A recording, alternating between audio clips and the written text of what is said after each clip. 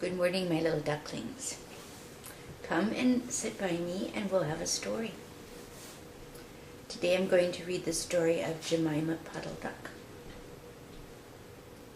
What a funny sight it is to see a brood of ducklings with a hen. Listen to the story of Jemima Puddle Duck, who was annoyed because the farmer's wife would not let her hatch her own eggs. Here's a picture.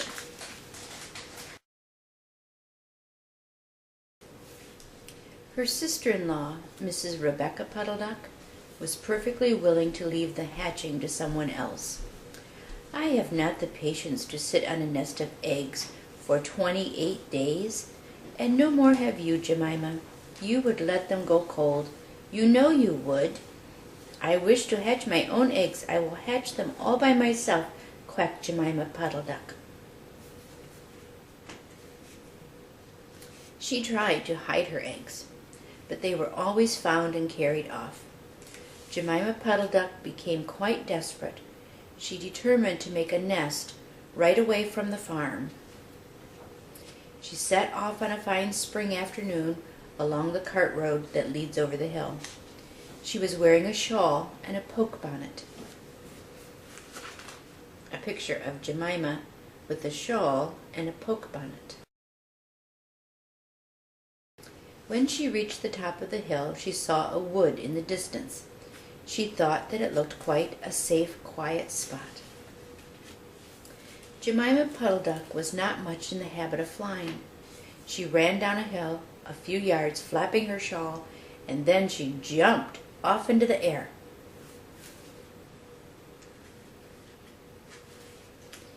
She flew beautifully when she got a good start. She skimmed along over the treetops until she saw an open place in the middle of the wood, where the trees and the brushwood had been cleared. There's a picture of Jemima flying quite well. Jemima alighted rather heavily and began to waddle about in search of a convenient dry nesting place. She rather fancied a tree stump amongst some tall foxglove. But seated upon the stump, she was startled to find an elegantly dressed gentleman reading a newspaper. He had black prick ears and sandy-colored whiskers. "Quack," said Jemima Puddle Duck with her head and her bonnet on one side. The gentleman raised his eyes above his newspaper and looked curiously at Jemima. "Madam, have you lost your way?" said he. He had a long bushy tail which he was sitting upon, as the stump was somewhat damp. Jemima thought him mighty civil and handsome. She explained that she had not lost her way, but that she was trying to find a convenient dry nesting place. And here is the gentleman reading his newspaper. "Ah, is that so, indeed?" said the gentleman with sandy whiskers, looking curiously at Jemima. He folded up the newspaper and put it in his coat-tail pocket. Jemima complained of the superfluous hen. "Indeed, how interesting. I wish I could meet with that fowl. I would teach it to mind its own business." "But as to a nest, there is no difficulty. I have a sackful of feathers in my woodshed. No, my dear madam, you will be in nobody's way. You may sit there as long as you like," said the bushy, long-tailed gentleman. He led the way to a very retired, dismal-looking house amongst the foxgloves. It was built of faggots and turf, and there were two broken pails on the top of one another by way of a chimney. Here's a picture. "This is my summer residence. You would not find my winter house, so convenient," said the hospitable gentleman. There was a tumble-down shed at the back of the house, made of old soap boxes. The gentleman opened the door and showed Jemima in. The shed was almost quite full of feathers. It was almost suffocating, but it was comfortable and very soft. Jemima Puddle Duck was rather surprised to find such a vast quantity of feathers, but it was comfortable and she made a nest without any trouble at all. And there she is on her nest. And can you see somebody peeking in, watching her?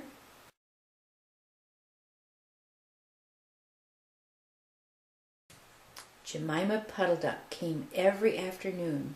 She laid 9 eggs in the nest. They were very green, white, and large. The foxy gentleman admired them immensely.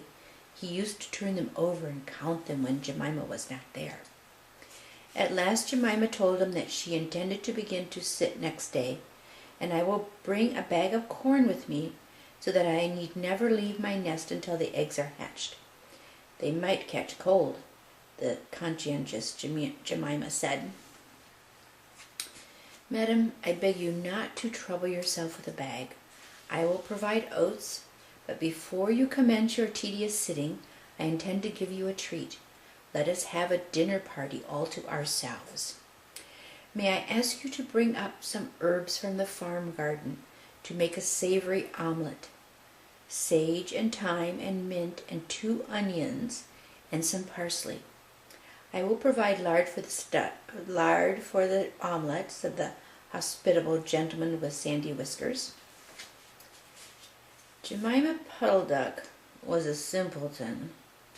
Not even the mention of sage and onions made her suspicious.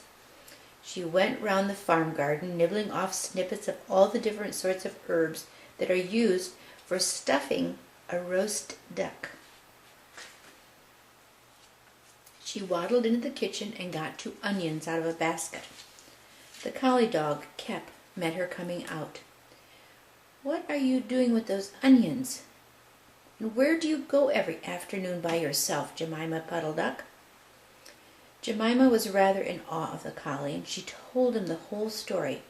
The collie listened, with his wise head on one side. He grinned when she described the polite gentleman with the sandy whiskers. And there's Kep and Jemima. He asked several questions about the wood and about the exact position of the house and shed. Then he went out. He trotted down the village. He went to look for 2 foxhound puppies who were out at walk with the butcher. Jemima Puddle Duck went up the cart road for the last time on a Sunday afternoon. She was rather burdened with bunches of herbs and 2 onions in a bag. She flew over the wood and alighted opposite the house of the bushy, long-tailed gentleman. He was sitting on a log. He sniffed the air and kept glancing uneasily around the wood. When Jemima alighted, he quite jumped. Come into the house as soon as you have looked at your eggs. Give me the herbs for the omelet. Be sharp. He was rather abrupt. Jemima Puddle Duck had never heard him speak like that. She felt surprised and uncomfortable. While she was inside, she heard pattering feet round the back of the shed. Someone with a black nose sniffed at the bottom of the door and then locked it. Jemima became quite alarmed. A moment afterwards there was the most awful noises, barking, baying, growls, and howls, squealing, and groans, and nothing more was ever seen of that foxy, whiskered gentleman. Presently Kep opened the door of the shed and let Jemima Puddle Duck out. Unfortunately, the puppies rushed in and gobbled up all the eggs before he could stop them. He had a bite on his ear, and both puppies were limping. Jemima Puddle Duck was escorted home in tears on account of those eggs. She laid some more in June, and she was permitted to keep them herself, but only 4 of them hatched. Jemima Puddle Duck said that it was because of her nerves. She had always been a bad sitter. There's a picture of Jemima, a white duck with 4 little yellow ducklings. And that is the end of our story.